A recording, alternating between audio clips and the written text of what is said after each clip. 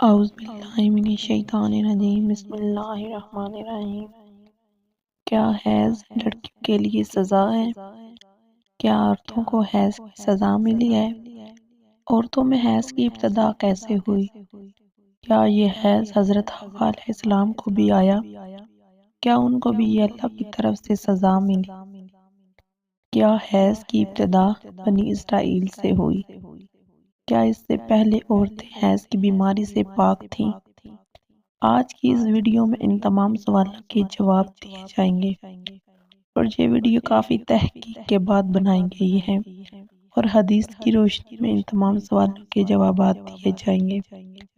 آج کل کے دور میں بہت سی ایسی ویڈیوز پھیل رہی ہیں جن میں بہت سی ایسی غیر مستند روایات پیش کی جاتی ہیں اور بہت سے سادہ لوگ گمراہ ہو جاتے ہیں اور اپنی ماں حضرت حوا پر برائی کرتے ہیں، جو کہ بہت غلط بات ہے۔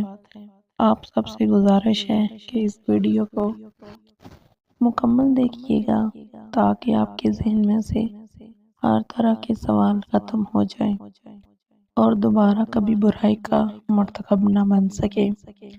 صحیح احادیث مبارک سے ثابت ہے کہ عورتوں میں حیض کی ابتدا روزے اول سے ہے۔ اس کے بارے میں دو احادیث ہیں جن سے یہ ثابت ہو جائے گا کہ حیض کی ابتدا پہلے دن سے ہی ہوئی اور نہ کہ اس کی ابتدا بنی اسرائیل سے ہوئی۔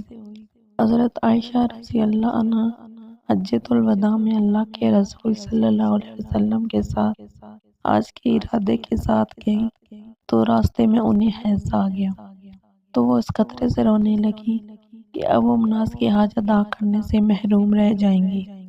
جب آپ صلی اللہ علیہ وسلم کو یہ معلوم ہوا تو آپ صلی اللہ علیہ وسلم نے فرمایا کہ یہ ایک ایسی چیز ہے جس کو اللہ تعالیٰ نے اولاد آدم میں عورتوں کے لیے لازم کر دیا ہے۔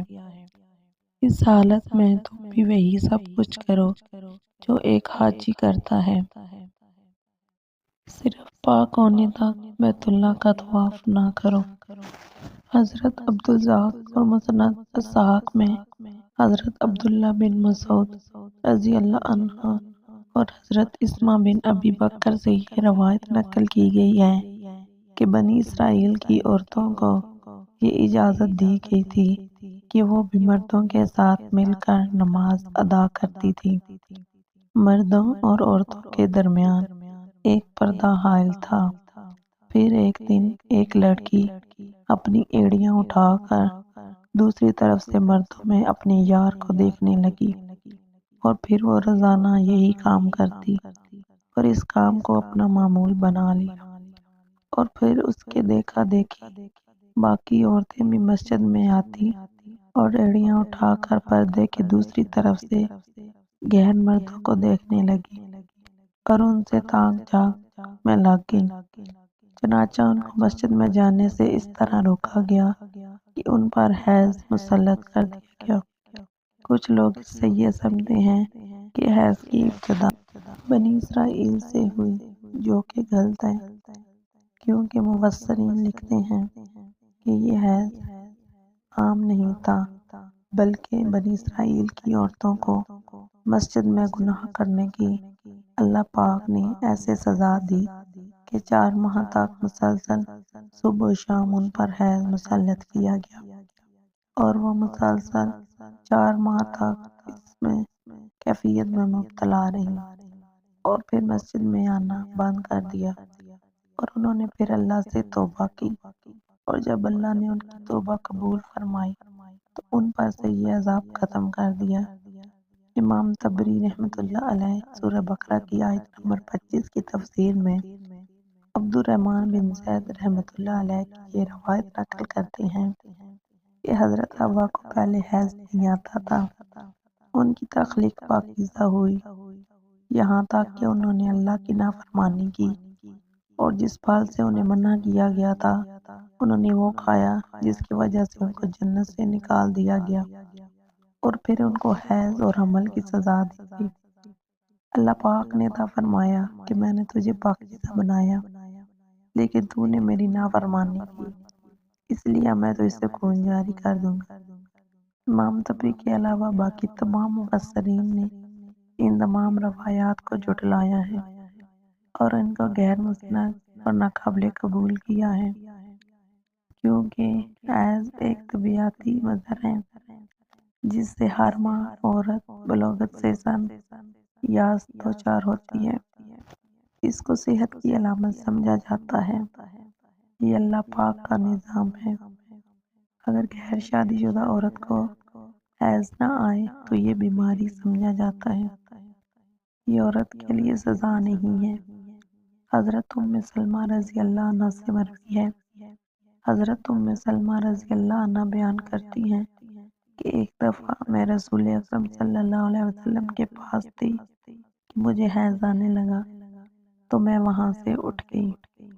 آپ صلی اللہ علیہ وسلم نے دریافت کیا تو میں نے بتایا کہ مجھے حیض آنے لگا ہے، تو آپ صلی اللہ علیہ وسلم نے فرمایا کہ یہ کیسی چیز ہے جسے اللہ تعالیٰ نے آدم کی بیٹیوں پر لازم کر دیا ہے۔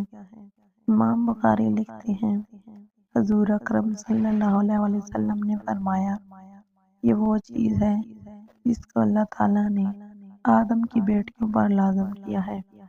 بعض لوگ یہ کہتے ہیں کہ حیض کا آغاز بنی اسرائیل سے ہوئے، جبکہ رسول اکرم صلی اللہ علیہ وسلم نے فرمایا، اللہ نے حیض کو آدم کی بیٹیوں پر لازم کیا ہے، اس لیے بنی اسرائیل سے پہلے بھی حضرت آدم کی اولاد میں حیض موجود تھا۔ حیض عورت کے لیے سزا نہیں ہے، بلکہ ایک ذمہ داری ہے جو اللہ پاک نے انسانیت کی تخلیق کے لیے عورتوں پر ڈالی ہے۔ اس لیے جو عورتیں اس ذمہ داری کو اچھی طرح نبھاتی ہیں وہ اجر و ثواب کی حقدار ہے۔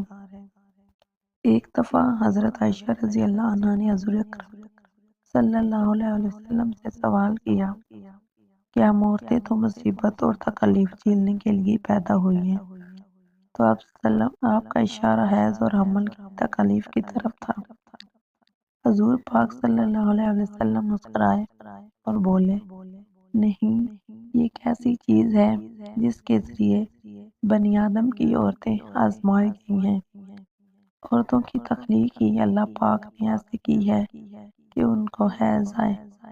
جو عورت اس کو بخوبی نبھائے گی یقیناً وہ اجر و ثواب کی مستحق ہوگی۔ اس ویڈیو میں آپ یہ سمجھ کے ہوں گے کہ حیض کوئی سزا نہیں ہے، بلکہ یہ ایک ذمہ داری ہے، اور جو عورت ان تکالیف اور مصیبت کو برداشت کرتی ہے اور آخرت میں اس کو اجر و ثواب ملے گا۔